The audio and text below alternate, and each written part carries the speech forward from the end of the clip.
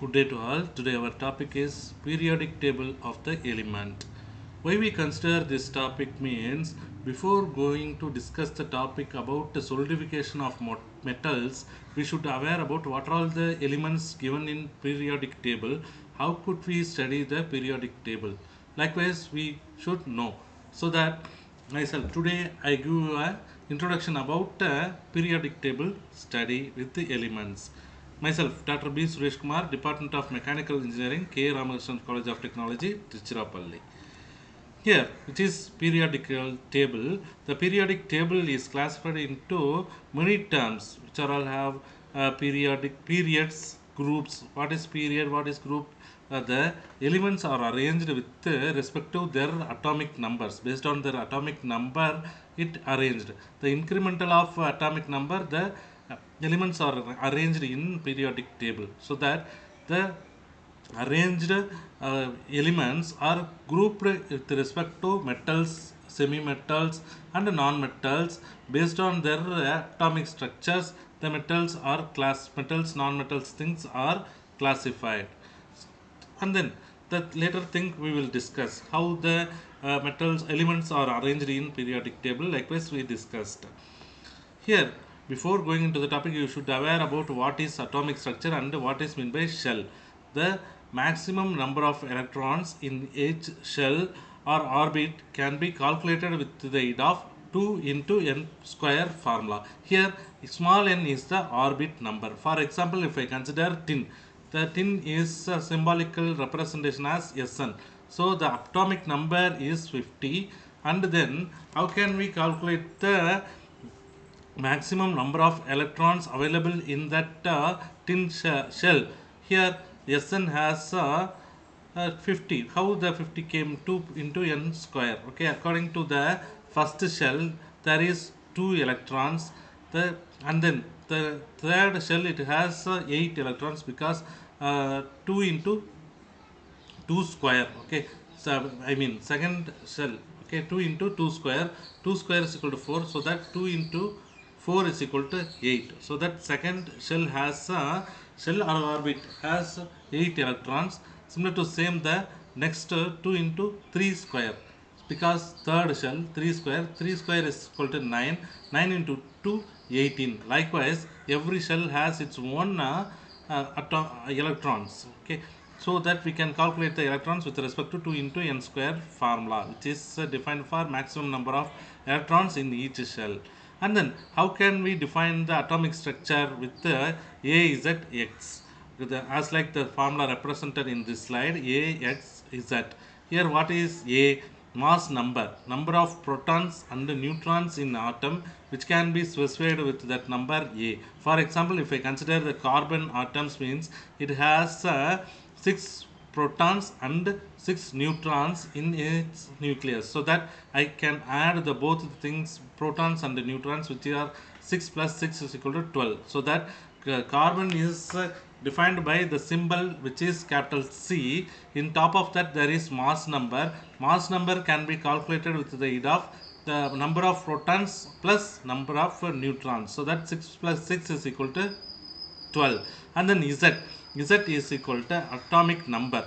Atomic number, how can we represent atomic number? Atomic number can be represented with the number of protons available in atoms.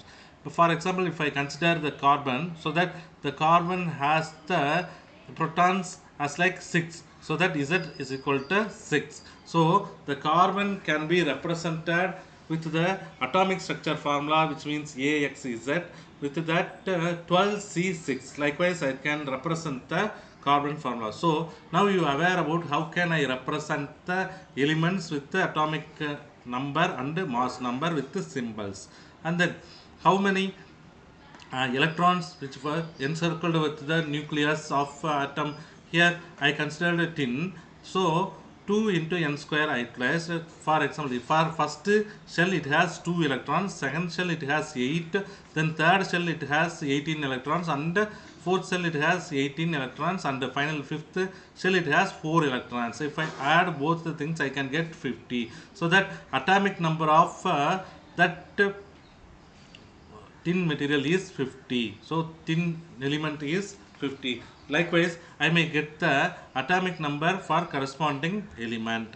And then, how can we study the periodic table? Let's see.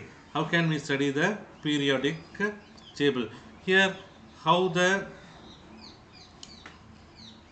how the elements are arranged. How the elements are arranged? Elements are tabulated in periodic table in ascending order with the incremental of atomic number. Here you see the hydrogen H has 1, the helium has 2, and then lithium has 3, barium has 4. Likewise, the elements are arranged in periodic table up to 111. And then atomic number means number of protons in the nucleus. So atomic number can be represented with the number of protons available in nucleus. And then but same number of electrons occupying in outermost electron shell are grouped each other in vertical column called groups, which is group. Here also 1, 2, 3, 4, 5, 6 available, so that this can be classified as group. After that, atomic number increases, more electrons are accommodated in the shell. The every outermost shell is added new outermost shell. Then developed a new outermost shell is larger than previous shell and is stores more electrons and longer periods. Like with this periodic table from 2 to 8, this from this 2 to 8 can be allotted in one. Here the hydrogen and the helium are 1. The hydrogen has 1, the helium has 2, and the lithium has 2 to 1, and the barium has 2 to 2. So that the 2 to 8 are all classified it into period 1. After that, period 2 and 3, this also comes under 8, because the 2, 8, 8 likewise it followed. So that the period 1, 2, 3 are all comes under this 8 category. After that, the 18 category is started with fifth, okay, fourth and fifth, 18 category started. Here you see the copper has 8, 18, 1, and the zinc has 8, 18, 2, so that it comes under period 4. So that this number is also important. And then finally that 32, in last column there is FR or A available. Those things are have 18, and then DB and ST, those are having 32 number, so that it comes under period 6 and 7. So the final shell is completed with the period 7. According to the International Union of Pure and Applied Chemistry, which means IUPAC, in 1970, in which the left side and the right side elements, they classified left side and right side elements, and they classified that it into A and B. And many other US chemists applied the B to the additional groups in periodic table, which are group 3 to 7. Here the group 3, I mean group 3 to 7. Okay, after that it may classified it into B and A combination. Here you see the 11 and 12, 13, 11, 12 are both the thing or has a B scale, so that this all comes under B. Okay, then many other US chemists applied the B to the additional groups in periods 4 through 7 and A to the rest. Other conventions that have been occasionally followed in the past are to use O. Here you see they are replacing O rather than for A and B. So they are classified further it into O instead of 8A and 8B to identify group 18, which is group 18. It has 8A and 8B. It can be classified it into O class.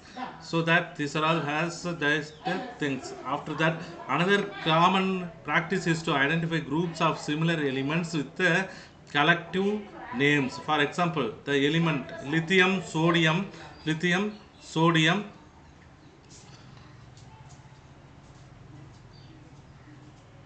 lithium, sodium, potassium, niobium, cesium, and francium in group 1. Francium is available in group 1. So,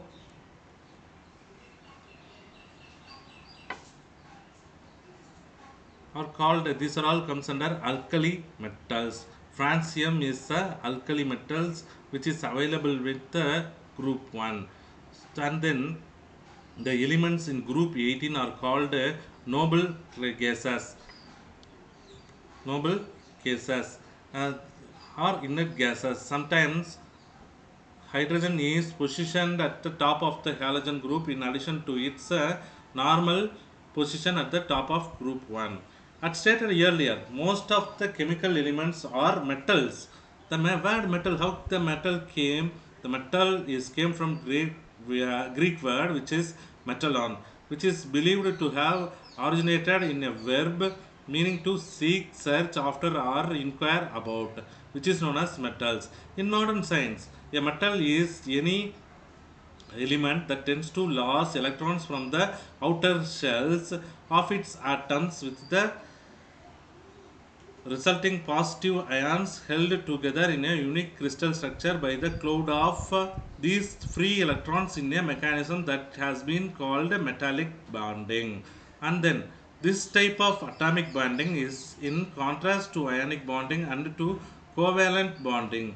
In ionic bonding, transfer of valence, which means outer shell electrons between dissimilar atoms, produces stable outer shells in each and results in positive and negative ions that are mutually attracted by Coulombic forces but do not form a crystal.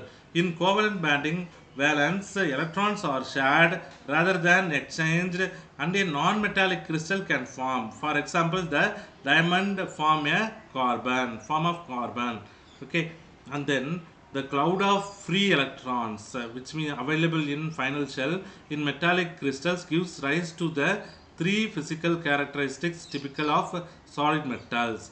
Metals are good conductors of electricity, good conductors of heat, and they have a shiny appearance. In addition, most elemental metals are malleable, ductile, generally denser than other elemental substances, and usually form positive ions. So the metals are always forms the positive ions. Those elements that do not display the characteristics of the metallic elements are called non-metals also. So the non-metals are also available in periodic table. However, there are some elements that act as metals under some circumstances and act like non-metals under different circumstances. These are now called semi-metals but have been called metalloids. Here semi-metals also available. The semi-metals are also called as metalloids. As shown, the boundaries separating the regions in the periodic table covered by three classes of elements are not distinct except that non-metals never from positive ions. So that periodic tables can be classified metals, semi-metals and non-metals. So in this metal categories, some transition elements are also available. That transmission elements are called as colgate, non-glass and electrolyte. Likewise, different components are also available in periodic table. These are all the things available with the periodic table. Then only we may aware about what are all the elements available in chemistry and how can we utilize that elements for producing the casting. Likewise, we may aware, so that the understanding of periodic table is important. So that this class is explains about periodic table, how can we study the periodic table and how the atoms are structured, and then how can we arrange the elements in periodic table. Thank you all.